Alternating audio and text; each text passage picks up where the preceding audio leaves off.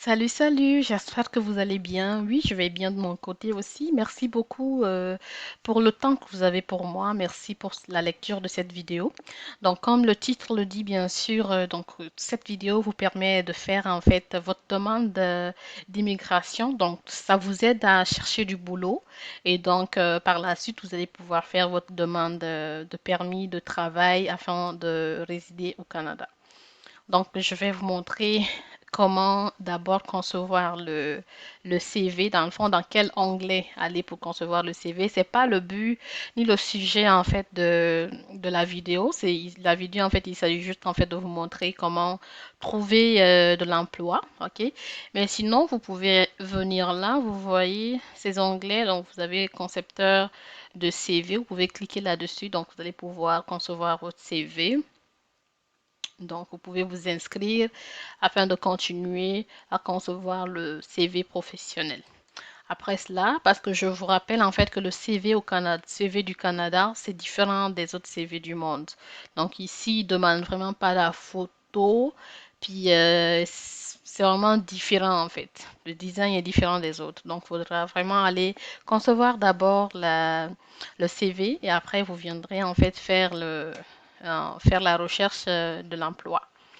Donc, pour aller faire une recherche, déjà, nous voyons ici qu'il y a vraiment beaucoup de... on peut faire afficher plus de résultats, donc on peut trouver plus d'emplois. Bien sûr que dans ces emplois-là, il y a des emplois pour ceux qui sont ici, donc il y a des emplois aussi pour ceux qui sont à l'international.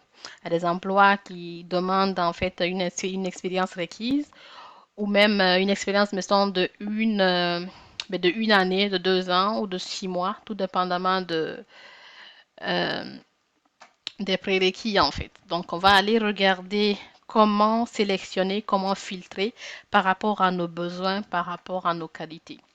Donc, pour le début, on y va écrire ici, cliquer sur Avancer. OK? Dans Avancer, nous allons pouvoir sélectionner nos critères. Donc, les critères qui s'appliquent à nous, parce que c'est sûr, on ne peut pas avoir, en fait, on ne peut pas répondre à tous les critères, pardon. Donc, on va pouvoir aller sélectionner les onglets qui nous concernent. D'abord, l'appellation de l'emploi que nous voulons. Mettons que ce soit une personne qui est ingénieur informaticien. OK?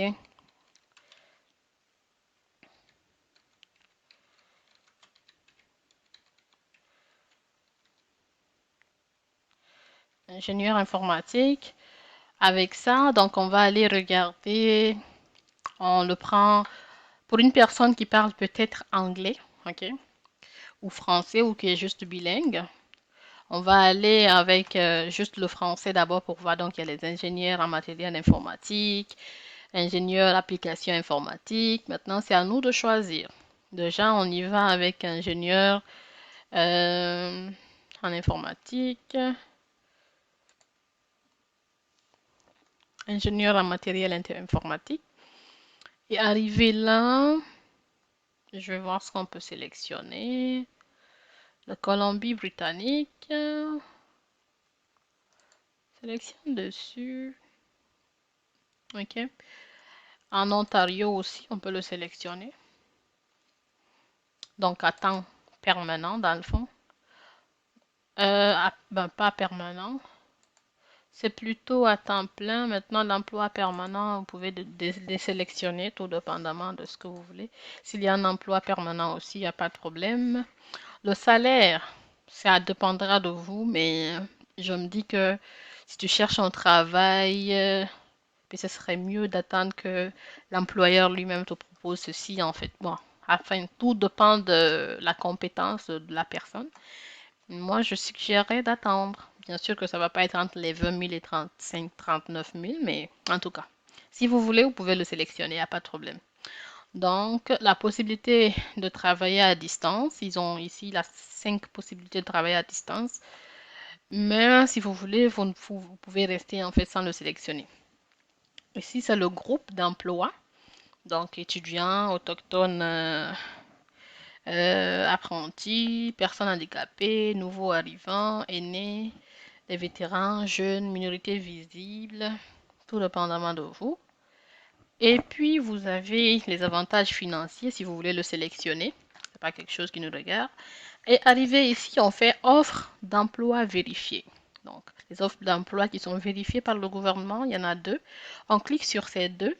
Arrivé là, dans ces deux, en fait, il y a la formation universitaire. Donc, il peut y avoir une formation collégiale, secondaire et tout ça. La formation universitaire. Et après, nous avons les années d'expérience. Nous en avons 1 à 3 ans ou 3 ans et plus. On y va sur 1 à 3 ans. Euh, ok, 3 ans et plus. Et on clique sur... Ok, donc là, on nous dit qu'il n'y a que des Canadiens, des travailleurs canadiens qui sont autorisés et pas les internationaux. Donc, quand on dit que c'est pas les internationaux, ça veut dire qu'on ne peut pas avoir en fait un emploi là-dessus. Vous voyez déjà ici, consulter le dossier est à 0. Mais si c'est pour les Canadiens, c'est sûr que nous avons 2 par rapport à nos filtres. Donc, on reprend les filtres. On reprend, euh, on reprend nos critères. Donc, je disais, on reprend nos critères. Donc, on y va sur manœuvre agricole, ouvrier de récolte par exemple. Mais c'est partout au Canada, là. Et puis, on fait avancer. Donc, ouvrier agricole, nous avons ici 77 049 résultats. On va aller le filtrer et l'adapter à nos besoins. Donc, déjà, c'est le français. Et là, on est à 28 000 sur les 77. Nous avons à temps plein. Donc, il faut que ça soit un travail à temps plein. Nous sommes déjà dans les 21. Et ces critères-là, nous n'allons pas les regarder. Le travail à distance, je ne vois pas. Avantages sociaux, non. Et offres vérifiées, il faut que ça soit des offres vérifiées en fait au niveau du gouvernement. Après ça, nous avons dans le domaine de gestion financier, secteur de la santé, euh, vente de services. Et je trouve que nous avons déjà effectué euh, ouvrier agricole.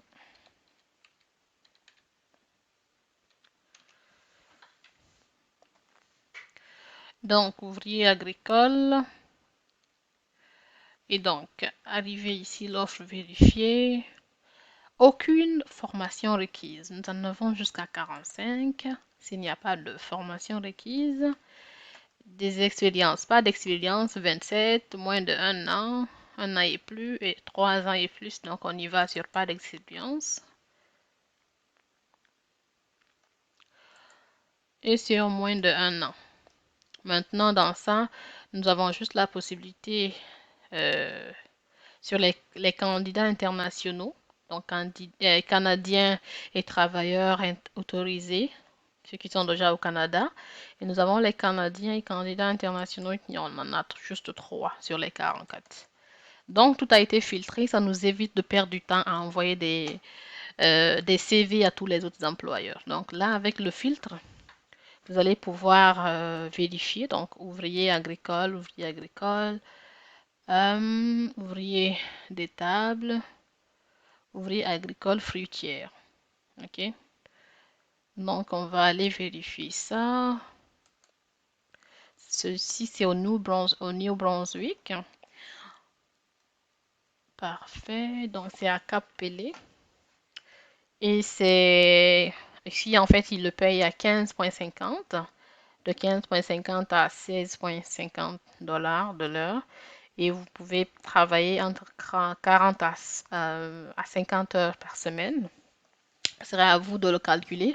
Surtout en le calculant, n'oubliez pas les taxes parce que c'est juste parce que vous gagnez.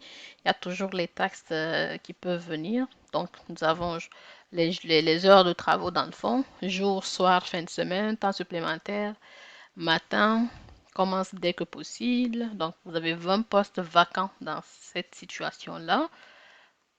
Donc, anglais ou français, la langue parlée, les études, aucun certificat, diplôme ou grade, il n'y a pas de problème. Expérience, aucune expérience ne nécessite, eux-mêmes, ils vont pouvoir vous former. Environnement de travail, extérieur, mouillé ou humide ou chaud. Bien sûr que ça va être dans les champs, information de transport et de voyage, disposé à voyager régulièrement, disposé à voyager pendant de longues périodes. Donc, conditions de travail et capacité physique, milieu où les activités se déroulent à un rythme rapide, tâches répétitives et tout ça. Information sur le milieu de travail, milieu rural. Qualité personnelle, esprit d'équipe, sens de l'organisation surtout, c'est important. Et le groupe d'emploi. Donc, vous pouvez, si vous faites partie de ces groupes-là, les Noirs ici, je pense qu'on fait partie de cette partie, en fait, de la minorité visible et tout. Et que vous êtes jeune aussi, ok, c'est bon. Et là, on dit qui peut postuler pour cette offre d'emploi.